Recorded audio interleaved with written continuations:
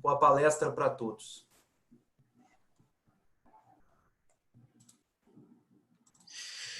Deixa eu iniciar aqui. Fazer o compartilhamento. Tudo certo aí, todos vendo? Ótimo. Bom, então, primeiramente, boa tarde, né? Agradecer o convite. Eu acho que para a gente, como associação, faz parte, né? Assim como vocês, é parte do nosso trabalho a divulgação, a promoção das nossas atividades, do que a gente faz. Então, é sempre uma satisfação quando a gente tem um convite de poder compartilhar um pouco mais do nosso setor, né? Também é uma oportunidade de a gente falar um pouco de coisas boas, né? Porque quando envolve o setor florestal, esse indague das últimas vezes é sempre restrição, é sempre batendo de frente na pulverização aérea. Então, acho que agora a gente tem uma oportunidade também de falar um pouco num ambiente mais positivo, né? É um pouco de desafio, uma hora parece bastante, mas se a gente for passar por tudo que envolve o setor florestal hoje, daria para a gente falar dias, e a cada assunto que eu vou tentar pincelar um pouco aqui, a gente conseguiria fazer um seminário específico sobre isso. Mas, enfim, eu vou passar um pouco, eu quero deixar um ambiente também bem à vontade para que os participantes possam ir mandando perguntas, não precisar também ficar uma coisa assim de eu só falando o tempo inteiro e vocês escutando, a gente pode fazer uma troca aí no decorrer da apresentação. Também, se vocês quiserem voltar a algum assunto, ou quiser que passe um assunto logo que não tenha tanta importância, a gente fazer algo bem à vontade, tá? Então, agradeço aí a participação de todos, né? De todo mundo que... Opa, peraí que quando eu clico aqui sai, né? Vou voltar aí. Eu não vou conseguir ver as mensagens, tá, Júnior? Então, se surgir alguma coisa aí, você faz essa passagem para mim. Cada dia um aplicativo novo, né? O Gabriel tá falando, tem uns 10 aqui no meu desktop aqui que eu já baixei, e cada hora a gente utiliza um diferente. Bom, mas vamos lá. Eu trouxe para vocês primeiro slide aqui, essa tela que está atrapalhando, né? Aqui tá ótimo, viu? Estou enxergando bem. Tá ótimo? Tá. Então, começar um pouco falando da organização institucional do setor, né? Então, hoje o setor ele está organizado principalmente no guarda-chuva da IBA. A IBA é a Indústria Brasileira de Árvores, e ela é a associação com escopo internacional e federal. Então, todas as agendas nacionais e internacionais, a IBA é quem faz essa primeira absorção, e os principais estados produtores, né, que hoje são 9, possuem suas associações estaduais, tá? Então, a Florestar, ela é, a qual eu sou diretor executivo, ela é a associação do estado de São Paulo, tá? Então, apesar da gente ter um acompanhamento no nível nacional, né, no setor como um todo, especificamente, principalmente em questões mais políticas e estratégicas, nosso foco é o Estado de São Paulo, né? Esse slide aqui é interessante porque, como eu acredito que vocês têm a atuação nacional e aí tem representantes de diferentes partes do Brasil, acaba que, dependendo do estado, vocês podem ter uma referência aí específica, né? Então, por exemplo, para quem estiver em Mato Grosso do Sul, acessar o pessoal da Reflore, o pessoal que está na Bahia, tem a Associação Baiana das Empresas de Base Florestal. Então, todas essas associações estão à frente aí dos seus estados, com esse caráter institucional, e a gente está no guarda-chuva aí da IBA, né? Então, um pouco hoje da Florestar, né, no estado de São Paulo, as principais empresas nossas associadas são as principais empresas aí do setor florestal, acredito que muitas delas já é de conhecimento de vocês, Klabin, Suzano, Duratex, a Bracel, que era a Luarcel, e agora com o investimento do grupo asiático, virou Bracel, né, hoje com a maior produção aí de celulose solúvel. É um pouco da nossa organização, e aí a gente tem diferentes produtos e representantes de diferentes segmentos industriais. Para começar a apresentação, então, eu preparei um videozinho, vou passar um videozinho aí para vocês de 3 minutos com esse tema de os usos múltiplos das árvores plantadas, porque eu acho que a maior dificuldade para a gente do setor é fazer essa associação daquela árvore, né, daquele eucalipto no campo, o que ele vira, né? Ele vai virar o papel higiênico que está no banheiro de vocês, ele vai virar o absorvente, mas existe uma série de produtos e aplicações que às vezes o setor de transformação tem um pouco essa dificuldade. Quando você olha uma cultura agrícola, automaticamente você já associa com alimento e tudo, então para a gente tem um pouco mais essa dificuldade. Então eu vou passar esse videozinho para vocês, 3 minutinhos. Deixa eu ver se eu consigo aqui.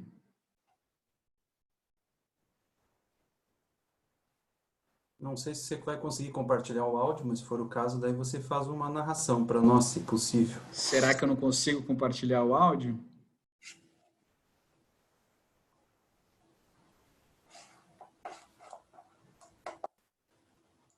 Vocês estão ouvindo?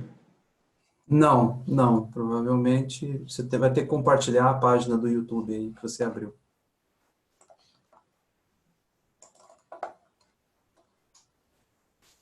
Deixa eu ver aqui, então.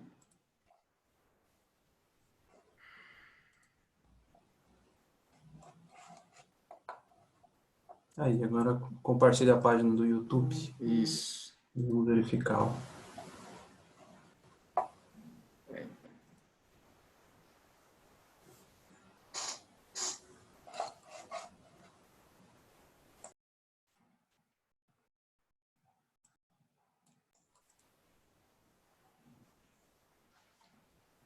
Tá saindo som? O áudio não, só a imagem. Só a imagem. Então vamos fazer... Vamos fazer sem, então, Júnior, porque Ok. aí boa parte da graça do vídeo tá no No áudio. som. Mas Ok. não tem o conteúdo que vai passar no vídeo, eu vou acabar falando para vocês. Ok. Tá bom? Bom, então basicamente o vídeo assim ele mostra assim todas as aplicações hoje que a gente tem das árvores plantadas, né? Então toda a gama de produtos, todas as finalidades, é uma árvore que é um produto que a gente aproveita, né? Uma matéria-prima que se aproveita desde das folhas, dos frutos, as raízes e toda a parte estrutural dela também. Então, pensei em iniciar assim, trazendo um pouco para vocês a relevância, né, a importância do setor florestal, e eu trouxe uns números aí, então, um pouco interessantes. Hoje existe aí cerca de 3,7 bilhões de hectares de florestas do mundo, né, sendo 278 milhões são plantações florestais. Né, essas plantações elas representam então 7%, né, de toda a base florestal do planeta. No entanto, ela fornece praticamente a metade, né, até mais de 50% de toda a madeira usada para fins industriais. Então, é uma ocupação relativamente pequena para a importância industrial que ela representa. Né? Essa outra metade, os outros 50% acabam sendo de florestas naturais, manejadas, né, que ocorre muito, por exemplo, no norte da Europa, na Escandinávia, e também a própria madeira proveniente de desmatamento ilegal, mas que acaba aí caindo na cadeia industrial do mundo. Né? Então, acho que o principal vetor hoje que caracteriza essa relevância e essa importância que o setor tem no futuro é crescimento populacional, aumento de demanda. Né? Então, hoje, com toda pressão que existe por uma economia mais verde, né, pela a aquisição de produtos de forma que tenham em sua cadeia critérios de sustentabilidade, você olhando que as projeções de crescimento populacional para 2050 giram em torno da ordem de 9,5 bilhões de pessoas, estima-se aí que será necessário uma produção em torno de 8 bilhões de metros cúbicos ano até 2050. Então, é muita madeira. E para atender essa demanda, seriam necessário aí cerca de mais de 250 milhões de hectares adicionais de plantio. Então, assim, onde que você vai colocar esses 250 milhões de hectares adicionais de plantio?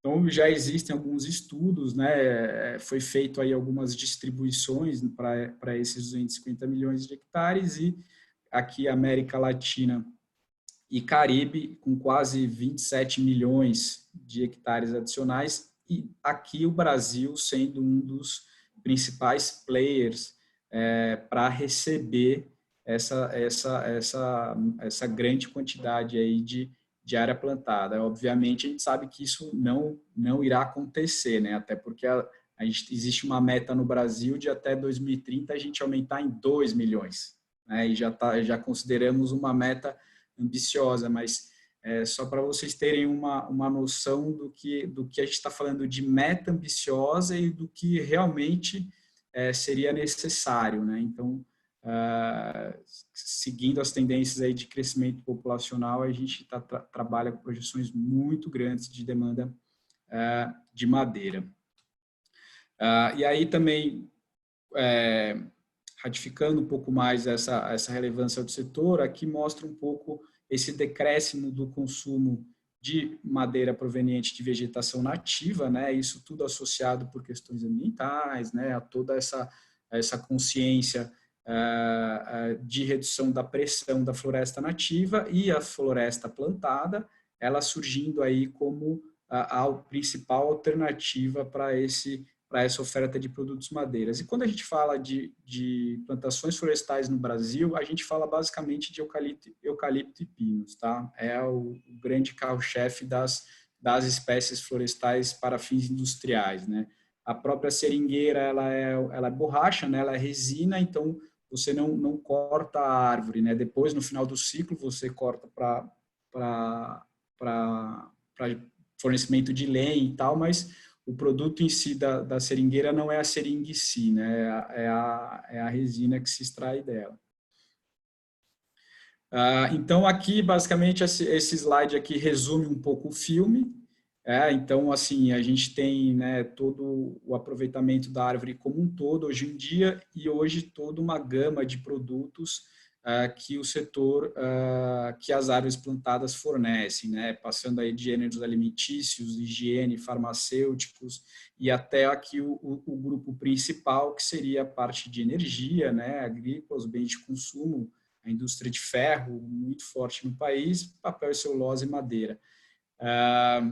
Tiveram algumas notícias interessantes recentes, eu não sei se vocês puderam acompanhar, mas teve da pandemia né? Então as nanocelulares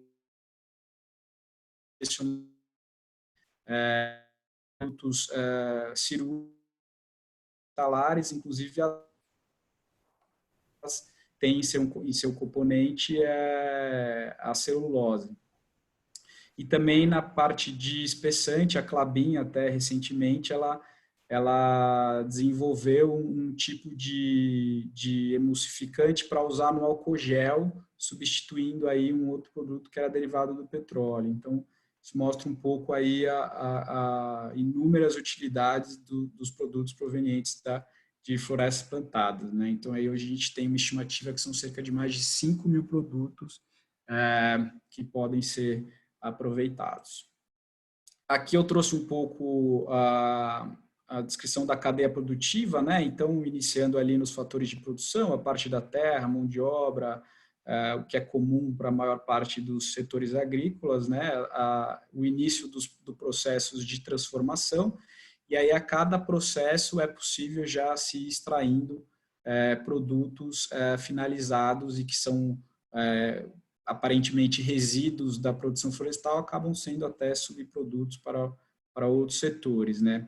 E aí, chegando no consumo final, então, esses seriam aqui os principais segmentos hoje de destinação dos produtos industriais da cadeia de processamento de árvores plantadas, né? Indo da construção civil, equipamentos de casa, escritório, energia, a relação com o agronegócio mesmo, fornecimento de biomassa, por exemplo, para indústrias alimentícias e tudo mais, parte têxtil, da parte de higiene pessoal e cosméticos, né, embalagens, gráficas, siderurgia, né. Aqui até essa parte de higiene pessoal e cosméticos, ela, quando começou a questão de a revolução tecnológica, né, computadores, teve toda aquela pressão sobre a mídia impressa, né, de que o papel iria acabar e tal, como o setor de celulose iria reagir a isso, e na verdade, ao mesmo tempo que a gente percebeu uma redução do papel impresso, a questão de higiene pessoal e embalagens aumentou absurdamente, né, então embalagem mesmo, o grande exemplo hoje é o delivery, né, hoje tudo que você pede de alimentação vem numa série de embalagens e todas elas provenientes da indústria de celulose, e a parte da linha tissue, que é essa questão da higiene pessoal. São fraldas, absorventes, papel higiênico, guardanapos e tudo mais, que está totalmente atrelado a crescimento populacional e incremento da qualidade de vida das pessoas, né? Aumento de renda e tudo mais. Então, aqui algumas linhas, as principais linhas hoje de pesquisa, né, do setor, para mostrar exatamente onde que está a vanguarda da pesquisa, né? Então, hoje, a lignina, né, ela substituindo aí o derivado do petróleo, o estireno, para formar o termoplástico, né? Então, hoje a gente já tem ali, tanto através da lignina como através dos bioplásticos, a produção a substituição de derivados de petróleo em componentes de plástico, né, que hoje é um grande problema aí para a questão ambiental, para a geração de resíduo no planeta. O etanol de segunda geração, que já é muito conhecido do setor sucroenergético, mas que também pode ser extraído a partir do eucalipto, né, por conta da celulose. As nanofibras, né, então os nanoscristais de celulose, e aí você começa a ter aplicações ainda mais tecnológicas, que vão desde suplementos alimentares, embalagens comestíveis, cimento de alto desempenho, indústrias automobilísticas, equipamentos de tecnologia, tela de televisão de plasma, tem uma série de aplicações aí das nanofibras, que aqui é o principal produto da celulose solúvel. Então, quando o pessoal ouvir falar, Bracell vai vir agora uma fábrica de celulose solúvel. A celulose solúvel é quem produz principalmente as nanofibras, né? O tall oil, que entraria aí para a parte de superfícies, de revestimento de superfícies, né, como algumas resinas e verniz, produtos asfálticos, desinfetantes, detergentes e o bioóleo, que entraria ali na parte de combustível, né, podendo futuramente ser substituído, um substituto do diesel, né. Então, dá para ter uma ideia da quantidade de possibilidades que existe aí a partir de uma árvore plantada, né? Eu trouxe esse esqueminha aqui apenas para dar uma ideia, né, do que, quando a gente fala de plantio florestal, né, o que vem da terra, né, a árvore lá plantada até a indústria. Não vou entrar muito nas questões operacionais, plantios, tratos culturais, colheita, porque também isso é um tema para uma outra apresentação, mas basicamente isso aqui reflete um pouco a composição hoje, né, dos plantios. Então, os mosaicos das plantações florestais entremeados pelos mosaicos de vegetação nativa, né, compondo ali as APPs e reserva legal. Isso até mais para frente eu vou mostrar que isso acaba sendo uma dificuldade muito grande para a atividade de pulverização aérea, né, essa fragmentação que o setor tem. Inclusive, o setor hoje, ele, de forma geral, ele protege muito mais área do que o exigido por lei, né? Então, o setor ele é um gerador de áreas de conservação. A gente tem excedente de áreas de conservação do que os padrões ali exigidos por lei.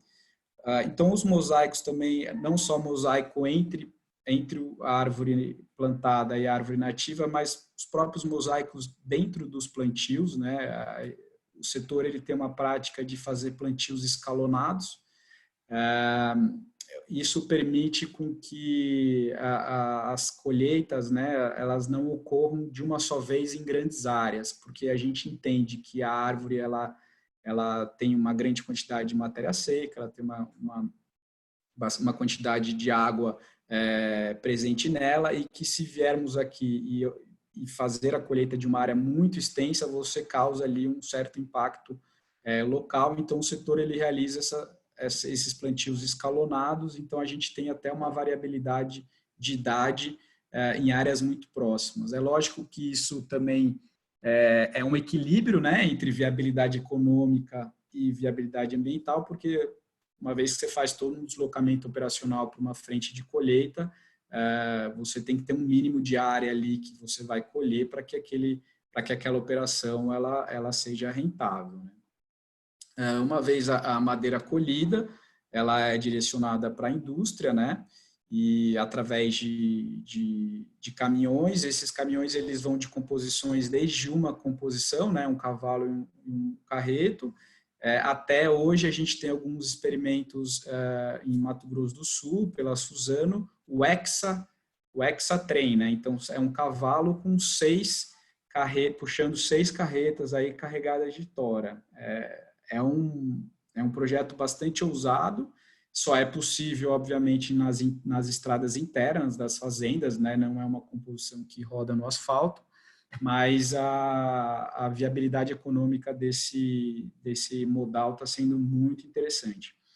E aí a indústria, né? Esse é o jeitão básico aí de uma indústria de celulose e papel. Vocês já devem ter visto aqui a grande pilha de cavaco no início da fábrica, as caldeiras de recuperação e toda aqui a parte de tratamento de água e efluente, né?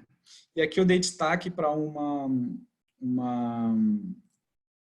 metodologia que tem sido bastante empregada hoje, cada vez mais tem incentivo, que é o uso da integração lavoura-pecuária-floresta, né? Então, são plantios florestais mais espaçados, em que você consorcia com culturas agrícolas ou até mesmo com a produção animal.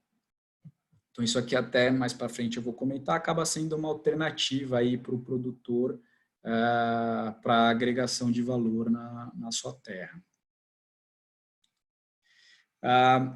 Eu vou entrar agora, então, em alguns números, né, performance no campo, na indústria, para vocês terem uma ideia do que é o setor hoje no Brasil, onde ele está espalhado, né? Então, eu trouxe aí para vocês um pouco toda essa relevância do setor, o que a gente fala de árvores plantadas, o que é, né, quais os principais produtos. E aí aqui, então, esse slide no mapa do Brasil com a distribuição hoje dos plantios, né? Então, como eu comentei, principalmente eucalipto e pinos, né? São as principais árvores aí para os fins industriais. A variação ao longo do ano, de 2017 para 2018, é uma variação muito pequena, por ser uma cultura de ciclo longo, que no mínimo a árvore vai ficar lá por 5, 6, 7 anos, então as variações de ano a ano acabam não sendo muito significativas, e essas variações, inclusive esse decréscimo que a gente observou, ele inclusive faz parte da própria margem de erro das estatísticas, né? Isso é um grande desafio do setor ainda, esse levantamento de dados. As fontes oficiais que a gente tem, elas se divergem, né? Então, a fonte da IBA, que hoje é a que a gente usa, que a gente reconhece como a mais verídica, né? Ela gira em torno aí de 7,8 milhões de hectares de plantio de eucalipto e pinos no Brasil.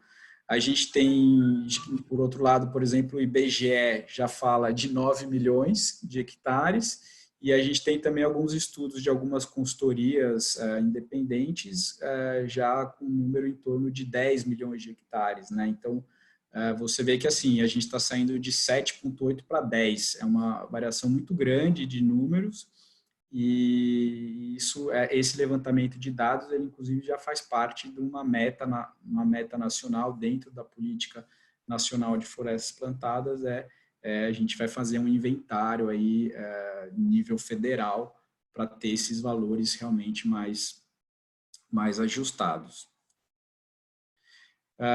E um pouco a distribuição aí para os estados. Então, hoje Minas é o principal estado produtor, isso devido às indústrias de ferro e aço do estado, né? Então, é o estado que mais tem floresta e essa floresta é destinada principalmente à produção de carvão, né? O carvão ele é usado como biorredutor do minério de ferro e também como geração de energia e calor para a indústria siderúrgica, tá? O estado de São Paulo ele vem em segundo lugar. Ele vem caindo um pouco, isso é muito decorrente da própria maturidade do Estado, é um Estado já muito consolidado, o preço de terra é alto, a competitividade com as culturas agrícolas, principalmente a cana-de-açúcar, é alta, então muito investimento direcionado para o Estado acabou sendo direcionado para outros estados que tinham ambientes mais propícios, né? Um deles é Mato Grosso do Sul. Mato Grosso do Sul, acho que vocês acompanham a notícia, ele é a bola da vez hoje do mercado florestal.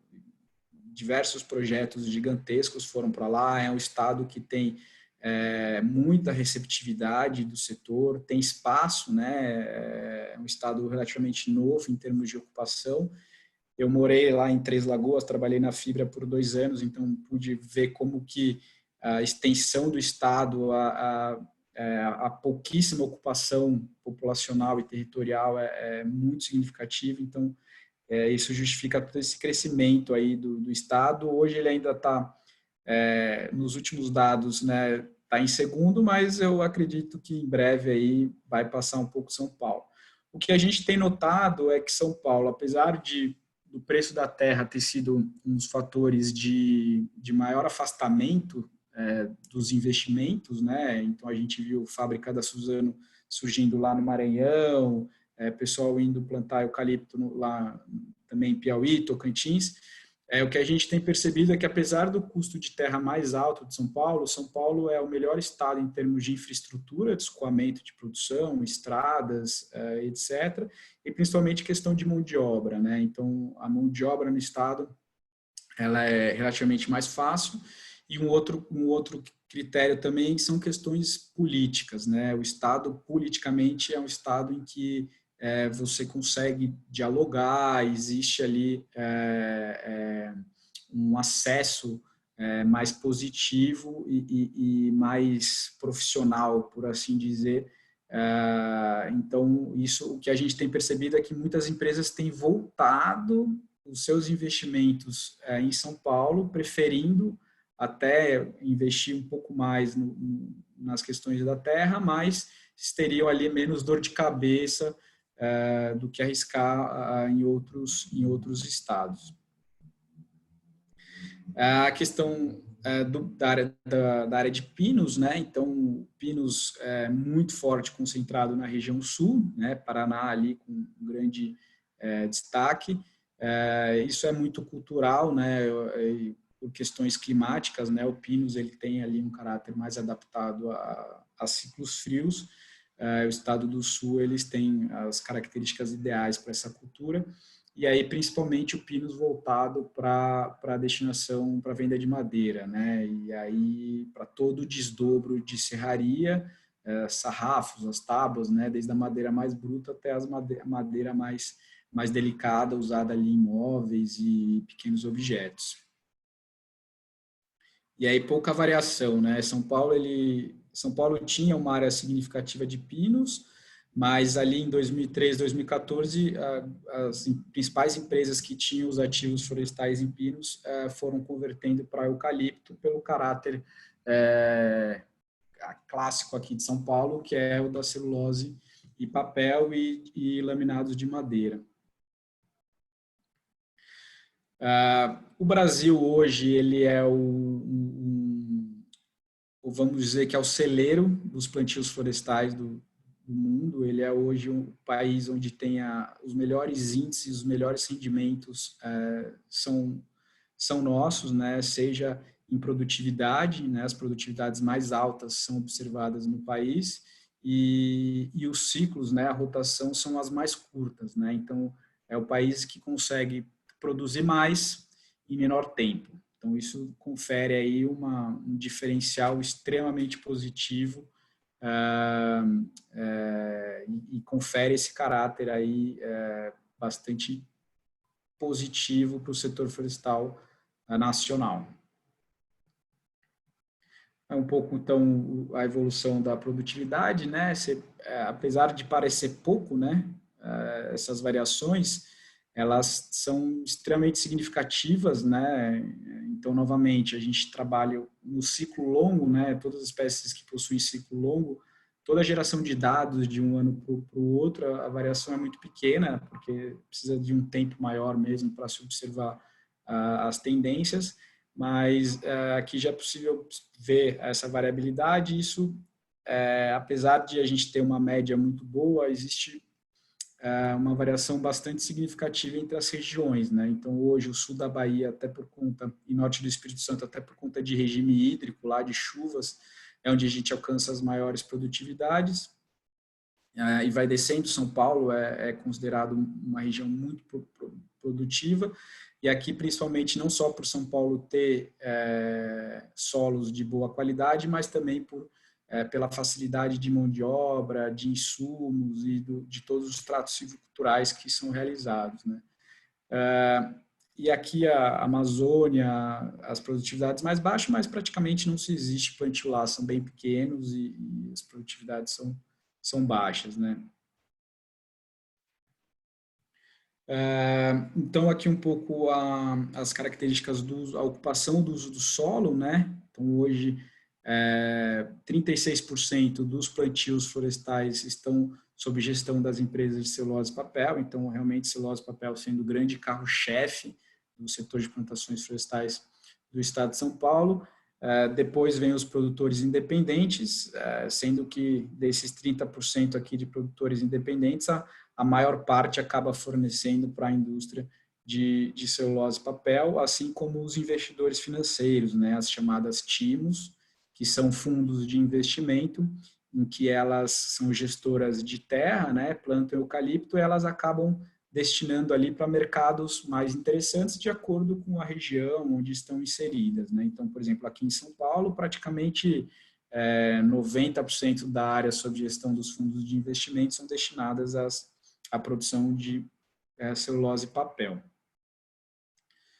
Um pouco entrando aí já especificamente em alguns segmentos, né? Esse mapa mostra aí a distribuição das indústrias de celulose e papel do país, né? Então, claramente aqui como que o setor ele se desenvolveu muito mais forte no sudeste e sul do estado, né? Isso vocês puderam ver ali nos números de ocupação dos plantios. E aí eu trouxe aqui um pouco também as projeções de investimentos, né? Então, é um setor que tem investido muito, só na parte de papel aqui, se você somar, a gente tem quase 3 bilhões, né? 2 e poucos bilhões de investimento entre 2020 para 2023. A gente trouxe aqui alguns destaques, né? A IP, a fábrica da IP aqui em Mato Grosso do Sul, chega um pouco aqui no cantinho, papel de imprimir, de escrever, né, um investimento de ordem de 600 bilhões. A Klabin também é um projeto de bastante significância ali no Paraná, né, em Telemaco Borba, ali o projeto Ortigueira, e esse com um total aqui de 9 bi, né, esses 9 bi considerando toda a parte de celulose, também de papel e os investimentos nos plantios. E a Bracell, aqui no estado de São Paulo, né, hoje é o principal investimento do estado, é a Bracell, ela era a antiga fábrica da Luarcel, eles tinham uma produção bastante pequena ali de celulose, com a vinda da Bracell eles estão praticamente triplicando a produção. Então, também investimento bastante significativo e mostra bem esse caráter que eu comentei um pouco antes do interesse das empresas em voltar um pouco para os centros mais desenvolvidos por toda a facilidade ali do processo produtivo. Então, aí alguns números que eu vou passar mais rapidamente. Então, produção brasileira de celulose, né, realmente o carro-chefe, a força motriz aí do setor. O Brasil hoje é o segundo principal produtor mundial, No entanto, ele é o maior exportador mundial, né? É o país que mais exporta celulose é o Brasil, mas é o que fica em segundo lugar aí em termos de produção. Então, hoje, 70% da celulose é exportada, é uma commodity, então a gente tem esse caráter exportador de celulose, e 30% fica para o mercado doméstico, que é suficiente para abastecer todas as fábricas de papel e destinação interna aqui que é necessária. Na produção de papel, então também o Brasil hoje está no 8º lugar, né, como principal produtor de papel, e o papel já tem um caráter muito mais de mercado interno, né? Ele se exporta a celulose, não se exporta o papel, e acaba que fica mais mesmo restrito ao mercado interno, né? Esse decréscimo aqui de produção também é um pouco uma variação muito pequena, tem um caráter até estatístico, mas representa um pouco aí redução por parte de consumo mesmo e demanda de mercado. A parte do segmento de painéis de madeira, né, que são aqueles laminados, laminados que são colocados em pisos, os MDFs, né, aqueles compensados, tal, que são usados construção civil e para uma série de móveis, portas, batente, janela, mesas, etc. Onde estão as principais fábricas, né? Então, realmente também concentrado ali no sul e sudeste do país. No estado de São Paulo, os principais representantes hoje são a Duratex e a Eucatex, e o destaque fica para a Bernec, né? Um investimento grande na ordem de quase 0,9, quase de 1 bi, na região de Santa Catarina para 2021. Então, também aqui um pouco gráfico do painel, né? O painel, a produção de painel, ela está muito atrelada à construção civil. Então, anos em que a construção civil tem um aumento, o setor ele reage muito diretamente. O Brasil ocupa aí a 8ª colocação também em termos de produção mundial de painel e madeira reconstituída, e também tem uma característica bastante mercado interno, né? 84% fica para o mercado interno, então também confere aí toda a aderência que esse setor tem com a construção civil no país. A madeira serrada, né? A madeira serrada que em sua grande parte vem ali do sul do país, né? O Brasil hoje está aqui na 9ª posição, em termos de produtor mundial. Essa madeira aqui ainda compete diretamente com a madeira nativa proveniente de desmatamento ilegal, né? O desmatamento ilegal no Brasil ainda é bastante presente e tem uma parcela bastante significativa, e o preço dessa madeira é muito difícil de concorrer, mesmo quando a gente fala de plantios comerciais. Então, ainda é um desafio. Mas hoje 30% desse mercado é destinado para exportação e 70% acaba ficando para consumo doméstico, né? Sendo aí os estados do Sudeste, principalmente São Paulo e Sul, são os maiores consumidores dessa produção de madeira serrada. No outro segmento, que é o carvão vegetal, o Brasil ele é o maior produtor, né, de carvão vegetal do mundo, e a principal força aí que determina isso é a indústria siderúrgica, né, que é a grande consumidora de carvão vegetal.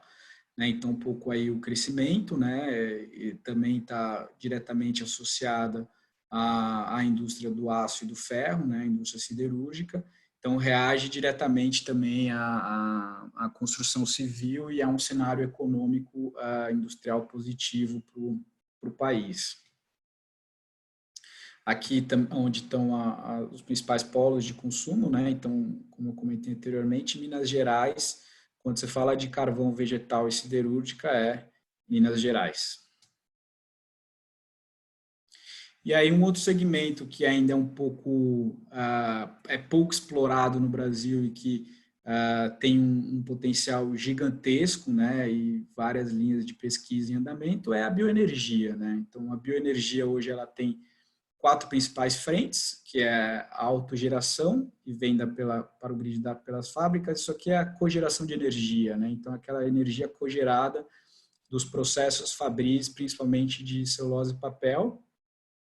Uma outra frente seria as florestas dedicadas para a geração de energia elétrica, né, como negócio principal, e aí tem algumas questões que eu vou comentar. O carvão vegetal para a indústria siderúrgica e cocção doméstica, que já é um mercado que hoje já bem consolidado no Brasil, né, aqui o Brasil é o campeão mundial, e novos produtos a partir das biorefinarias, como bióleos e combustíveis. Então, aqui o que eu comentei lá na frente, isso é uma linha ainda incipiente, tem bastante pesquisa em desenvolvimento. A Suzano tem um aporte financeiro muito significativo nessa linha de pesquisa. Então, em breve teremos novidades, né? Então, mostrando aqui o histórico de balanço energético do setor, mostrando um pouco todo o potencial, né? Então, é um setor sustentável. Ele praticamente mais de 80% da energia dele que o setor consome é proveniente de energia renovável, né? Então, essa barra aqui seria a produção, né? O consumo. Então, aqui o delta, né? Entre o que produz e o que ele consome, o que se compra e o que se vende. Então, isso aqui, esse balanço energético aqui, ele acaba sendo bastante positivo no setor, em que ele consegue produzir mais do que ele compra. Aí, na questão das florestas dedicadas para a geração de energia elétrica, que hoje seria ali uma oportunidade adicional aos produtores, né? Você ter projetos dedicados à geração de energia, né? Termoelétricas movidas a biomassa. Existe hoje diversos incentivos para que isso aconteça, né? Até por isso que ele acabou sendo ele tem sido um tema muito forte, muito fortemente discutido aqui no Brasil, porque ele traz aí benefícios socioambientais, né? Então hoje existe uma série de acordos climáticos e protocolos internacionais de sustentabilidade em que prevêem a adoção de uso de matérias-primas renováveis, né, para geração de energia e combustível. E o próprio Acordo de Paris, que eu acredito também vocês já devem ter ouvido falar, que o Acordo de Paris ele não só estabeleceu metas de plantação, né, de plantios de árvores, como também de redução da emissão de gás carbônico, né? Então, quando você está falando de uma matriz energética limpa, que é uma árvore que você planta, o ciclo de carbono, né, o balanço de carbono é muito positivo. Então, também é um outro atrativo. É uma tecnologia renovável e é contínuo, né? Então traz segurança energética. Hoje você tem toda uma produção com estoque, então você sabe que a madeira está lá, você colhe, leva para a fábrica, pique e gera energia. Então você tem ali poucos fatores que vão interferir nesse processo.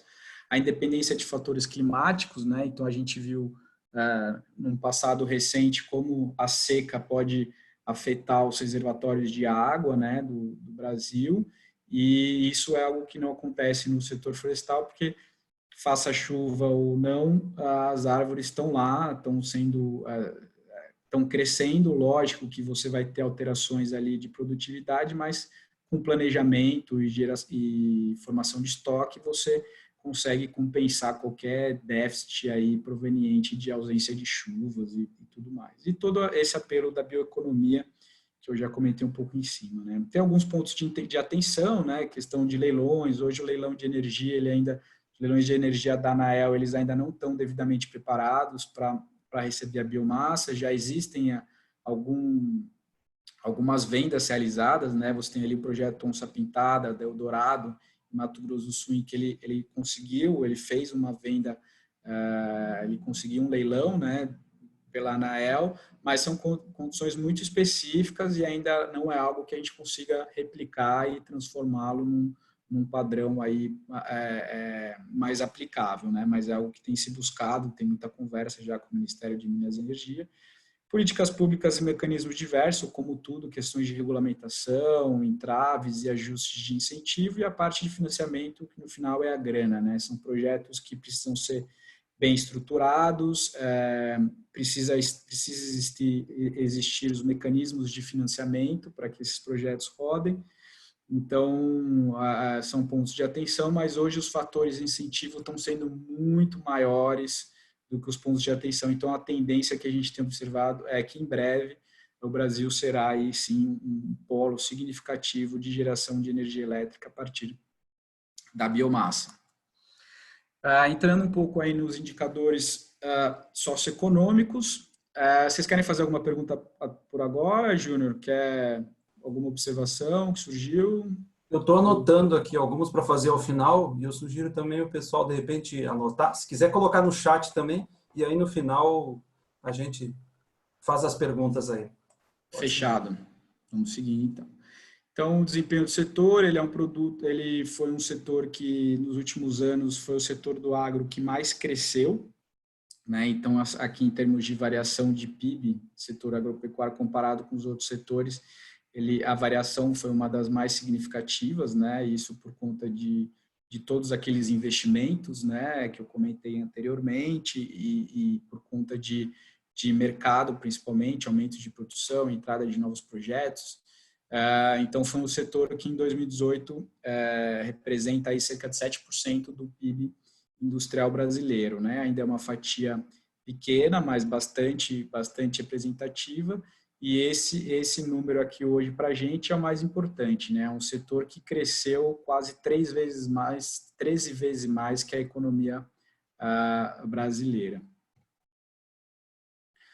Em termos de arrecadação de tributos, né, esse acréscimo aqui de 2017 para 2018 da arrecadação de tributos, ele está principalmente atrelada ao desempenho financeiro das empresas, né? Então, a maior fatia ali do tributo é aquele aplicado no lucro, né, e no faturamento e nas receitas das empresas. Depois, o tributo aplicado na aquisição de insumos e equipamentos e depois os tributos aplicados para pagamento de mão de obra, folha de pagamento e etc. Né? Então, mais uma vez aqui mostrando, né, celulose e papel, 61% de participação na arrecadação de imposto, então é o setor que mais paga imposto, né? Então, muito equivale aí a sua importância no país. A balança comercial, então, novamente também só para mostrar toda a representatividade da celulose, né? Então, é a balança comercial com mais favorável que se tem do setor, né? Com 8,4 bi de exportação. Depois o papel e aí os outros segmentos que ficam muito semelhantes um com o outro, mas que no geral mostra que o setor tem a balança comercial muito positiva no cenário. Aqui os principais destinação, né, dos produtos. Hoje os principais mercados consumidores, China, Europa e Estados Unidos. Né? China, basicamente, celulose.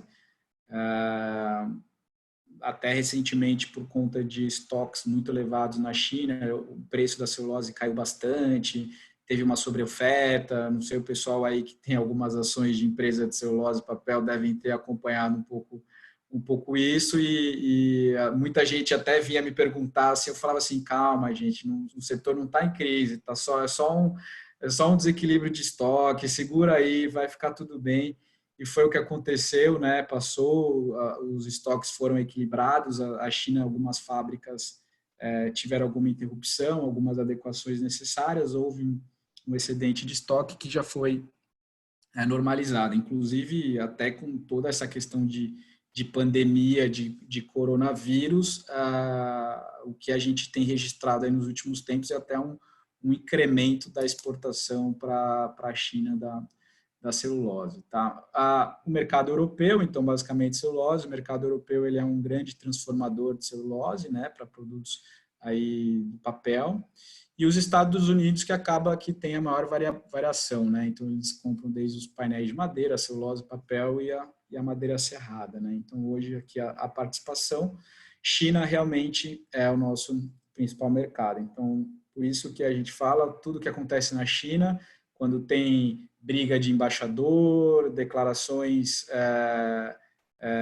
um se alfinetando o outro, tudo isso acaba, assim, impactando um pouco no setor, mas muito, muito, muito pouco, né? São preocupações, assim, o mercado é muito consolidado aqui, então, o que acontece hoje em dia em termos políticos, assim, dos falatórios e tal, acaba sendo pouco representativo para o que essa exportação, esse diálogo aqui comercial significa.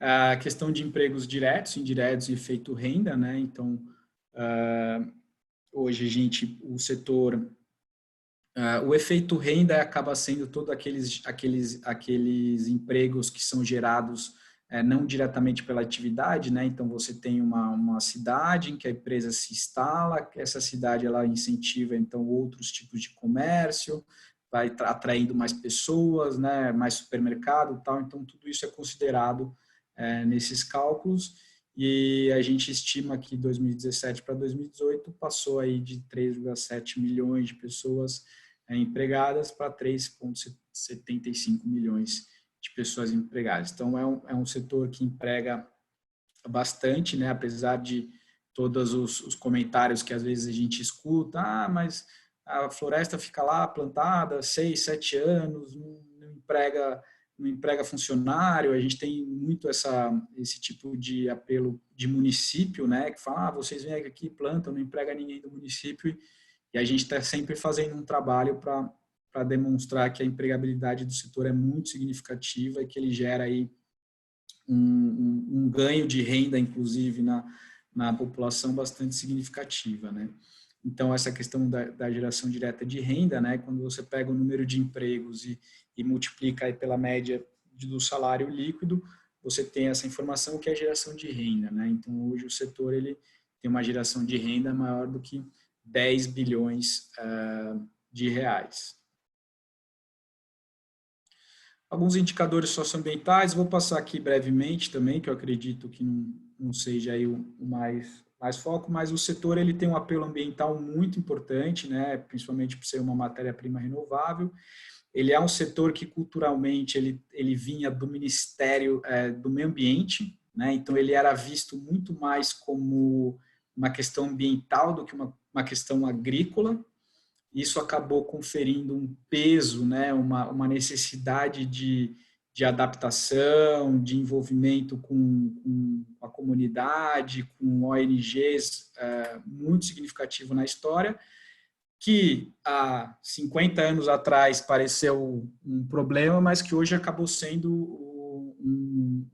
o resultado disso é muito positivo, porque quando a gente vai avaliar o setor por indicadores ambientais e sociais de sustentabilidade, o setor hoje ele está muito à frente do que outros setores agrícolas, né? Então, como eu comentei, um indicador básico é a questão da gente ter do setor ser excedente de área, né? Então, hoje o setor ele tem mais área preservada do que a legislação exige, né? Isso vem muito por conta da certificação.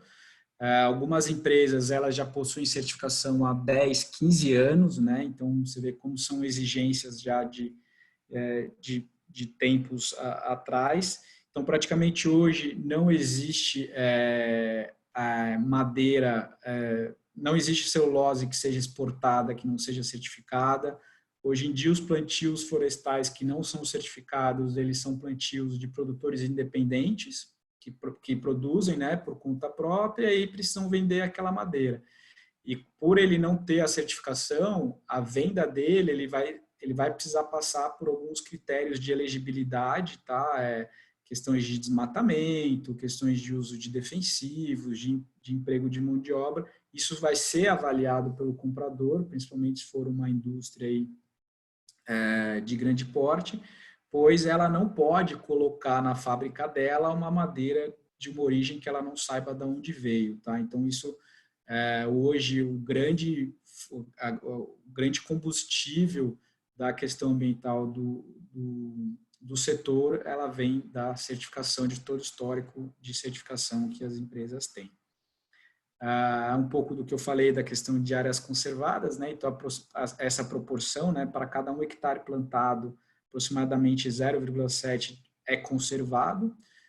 E aí esses 5,6 milhões de hectares conservados hoje são distribuídos dessa forma, né? 36% estão na reserva legal, 28% em APP, a gente tem 2% de reservas particulares do patrimônio natural, que é quando um proprietário de terra ele tem uma área de vegetação muito, muito preservada, muito interessante, e é adicional àquela que a lei exige, ele pode declarar como uma reserva particular de patrimônio natural perante o governo. Isso confere ele algumas isenções e tal, mas também tem o ônus e o bônus, né?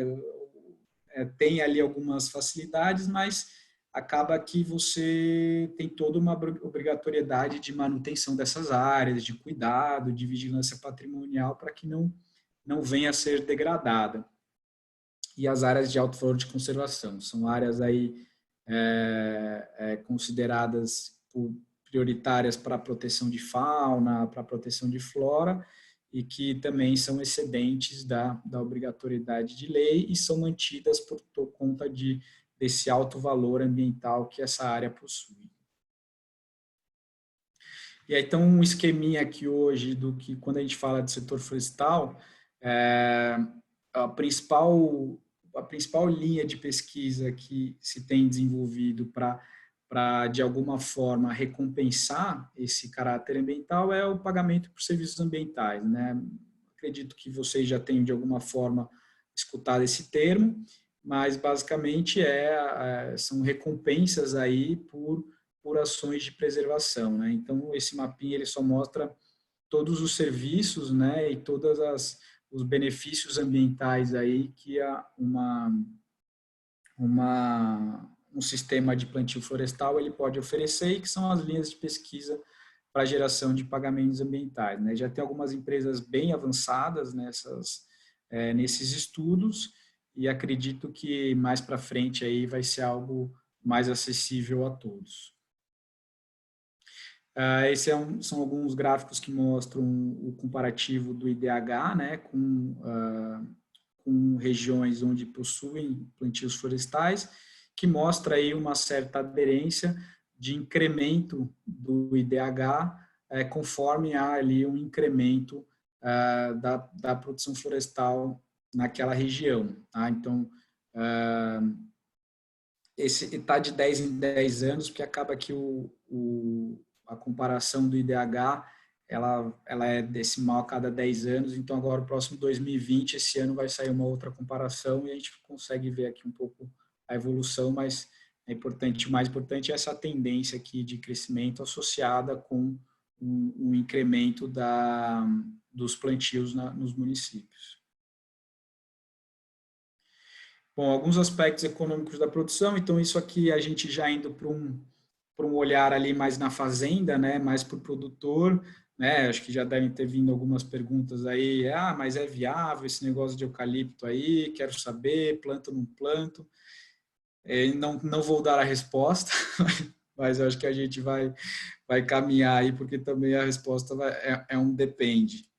Né? Então, hoje, quando você fala de investimento florestal, é isso que você tem que ter em mente, né? A atribuição do custo, né? Então, hoje, para você iniciar um projeto, mais de 60% do custo vai estar associado à silvicultura, né? A silvicultura aqui, a gente está falando da aquisição de mudas, plantios, primeiros tratos culturais, toda a parte ali de controle de mato competição, enfim, a plantação, né?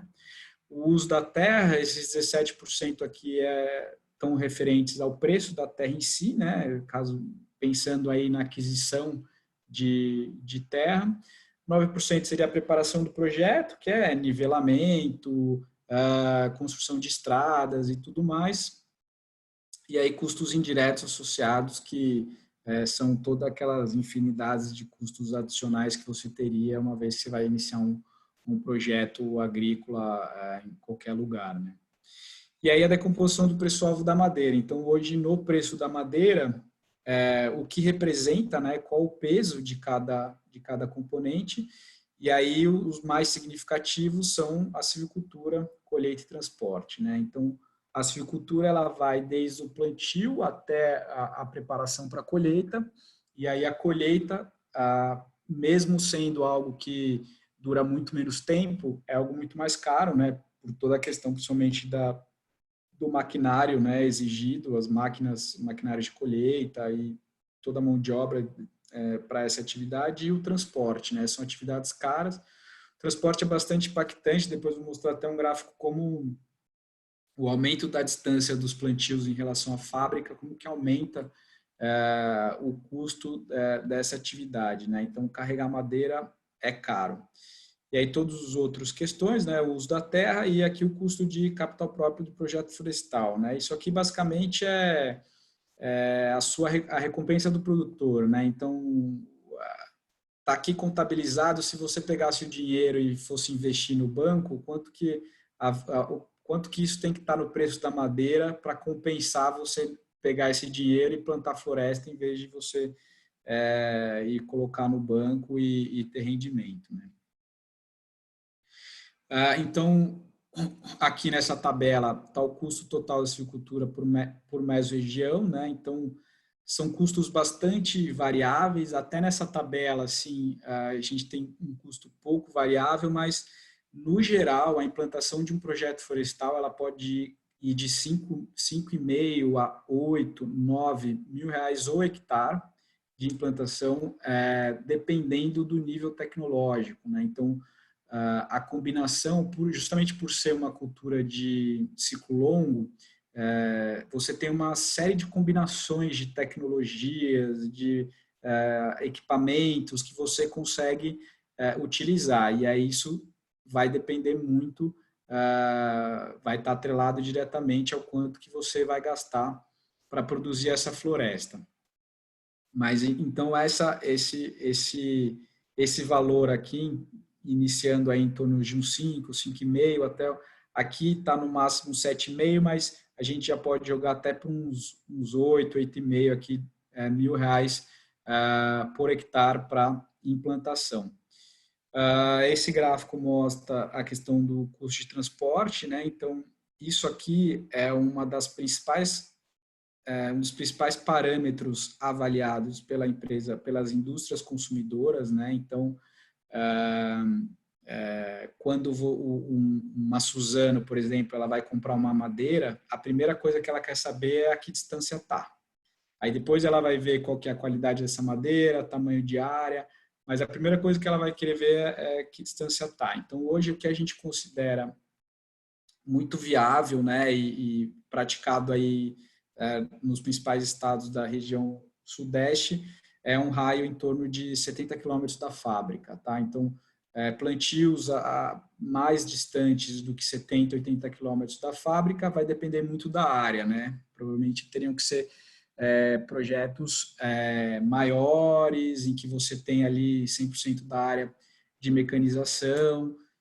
Então, tudo isso interfere bastante no preço da madeira e na tomada de decisão do comprador se ele vai comprar ou não a sua madeira, né? Isso pensando na produção independente, né? Aquele produtor que quer plantar para vender para uma empresa, né? Quando a gente fala de área própria, a gente tem caso de empresa que vai buscar, às vezes, madeira de outros estados, são áreas próprias deles, né? Não se paga arrendamento, mas vão buscar em outros estados por questões estratégicas, e aí depois faz troca de ativo, vende a terra, enfim.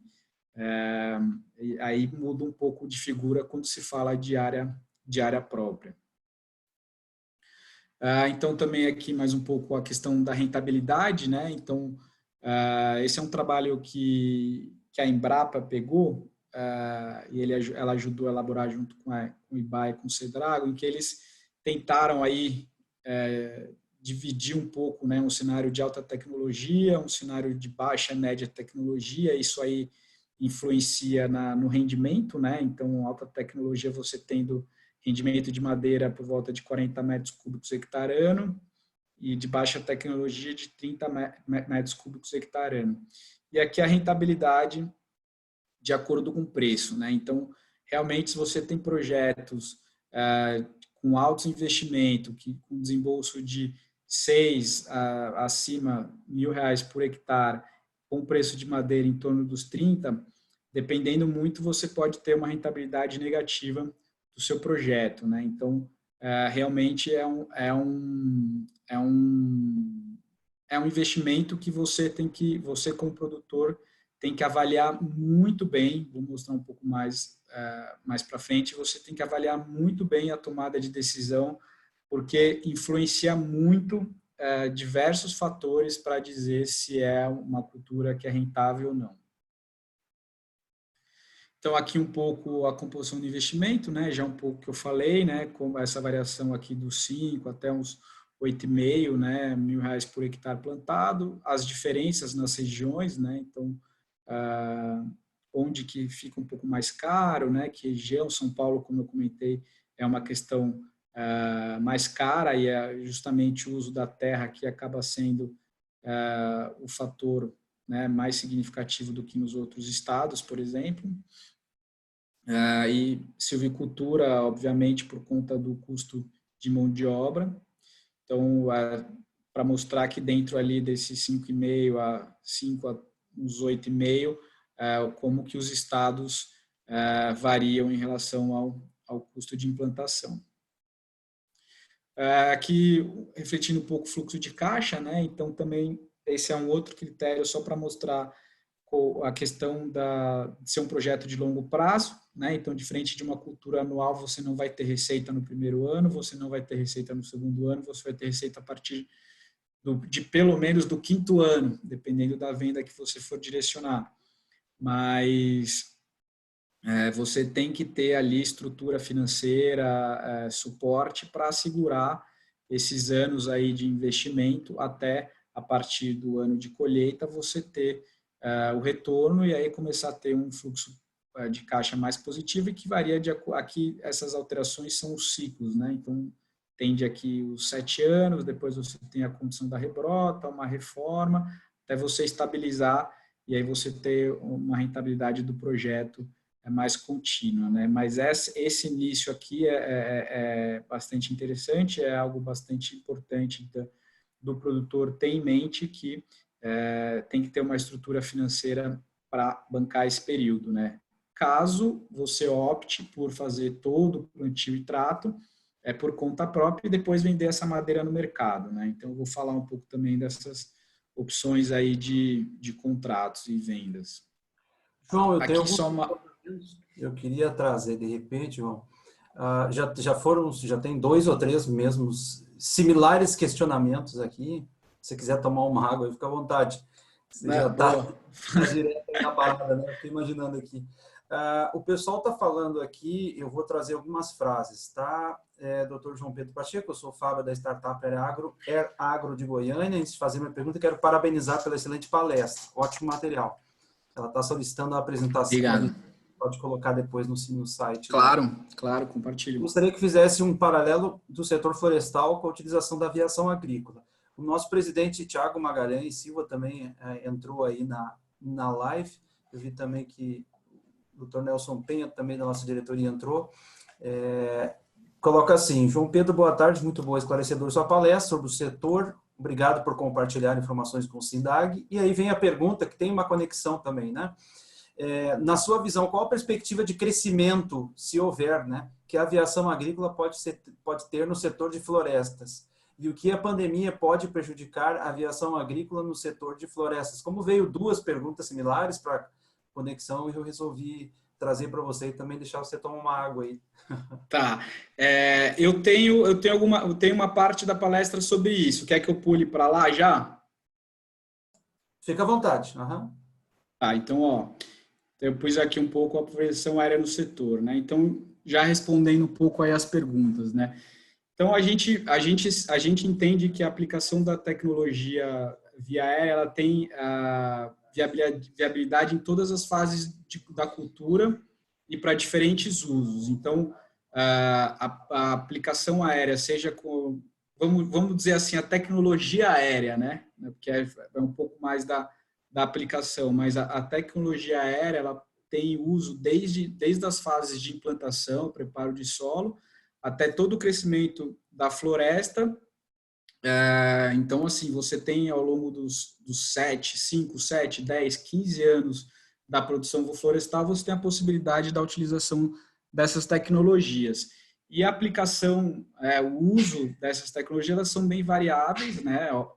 Inicia principalmente a partir da pulverização, né? Então, hoje a gente já tem pulverização com base de herbicida, com fungicida, com inseticida.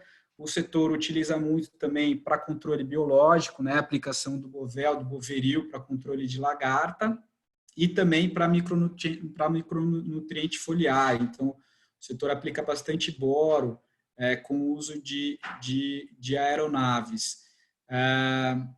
Eu diria que assim, o potencial é gigantesco, até por conta da altura das árvores. Né? Então, justamente por a gente ter uma cultura que a partir dos 4, 5 anos você já tem aí árvores com mais de 20 metros de altura, qualquer aplicação terrestre que se faça e que seja necessário você ter um atingimento foliar, você aí tem uma dificuldade operacional bastante significativa. Então, a aplicação aérea ela é um suporte muito interessante nesse sentido. O setor ele já utiliza algumas pesquisas com drone e com helicóptero, tá? E aí, principalmente para liberação de inimigos naturais, para controle de formiga, então até mesmo para uma aplicação direcionada em alguma reboleira, o drone ele tem essa facilidade de chegar em algum local e fazer a aplicação da isca formicida. E eu diria que também um mercado muito promissor são os monitoramentos, né? Então, o uso das tecnologias aéreas aí para fazer todo o monitoramento das florestas, né? Hoje em dia a gente já fala na silvicultura 4.0, em que o produtor, o pessoal da empresa, ele tem a informação de cada árvore individualmente, como que está crescendo, necessidade de adubação, e para gerar esses dados, equipamentos como o drone estão sendo muito utilizados para fazer essa coleta, captação de imagens e tudo mais.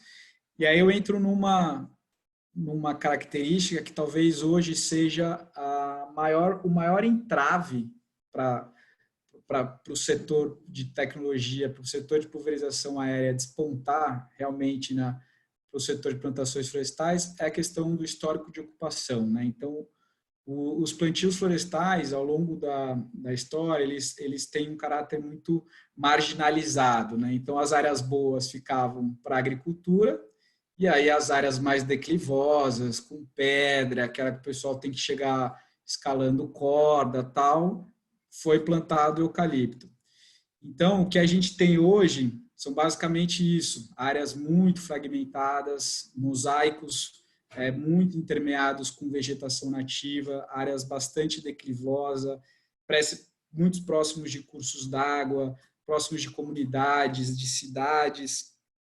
Então, tudo isso traz bastante dificuldade quando a gente fala na aplicação da pulverização aérea, principalmente por conta das medidas, dos buffers, dos limites ali dos 500 metros de curso d'água, 250 metros de comunidade e tudo mais. Então, acaba que as áreas de aplicação em muitas empresas são bastante restritas, né? Então, por exemplo, isso é um cenário muito comum das plantações de eucalipto. Aqui em São Paulo, Vale do Paraíba, isso aqui é a foto das plantações florestais, né? Então, a aplicação aqui ela se torna bastante inviável.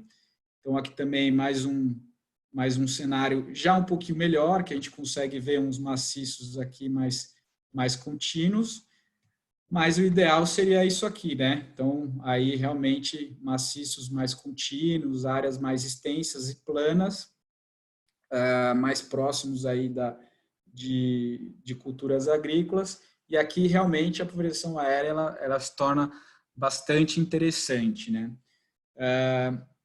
O que o setor tem pesquisado muito, e até já foi tema de uma reunião que eu fiz com vocês, com os diretores de vocês lá em São Paulo, é a questão do uso do helicóptero, né? Então, a gente percebeu que com o helicóptero era possível aplicar nessas áreas, até por conta de facilidade de manobra, a instalação não tem a necessidade da instalação de uma pista de decolagem e tudo mais, mas a gente se esbarrou muito, de novo, na questão da regulamentação.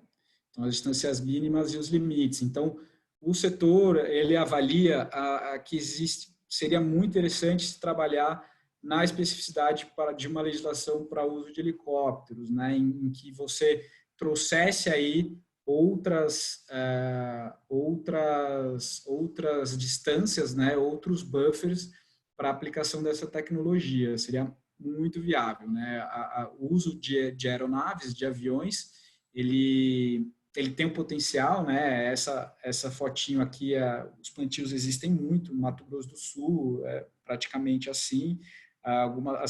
As regiões novas do Cerrado também são assim. Infelizmente, boa parte das áreas plantadas hoje, principalmente as áreas mais antigas, mais consolidadas, possuem essa característica. Então, hoje eu citaria que realmente isso é o que traz aí um pouco mais de dificuldade, né? Então, algumas empresas identificaram dificuldades técnicas operacionais, então distâncias do fornecedor do equipamento, e aí como tem muita área fragmentada, não valia a pena o deslocamento do equipamento até aquela região, porque ia ser uma área muito pequena de aplicação. Então, existe ali algumas adaptabilidades que seriam, algumas adaptações que seriam necessárias, interessantes fazer, mas o setor tem visto com muitos bons olhos e eu acredito que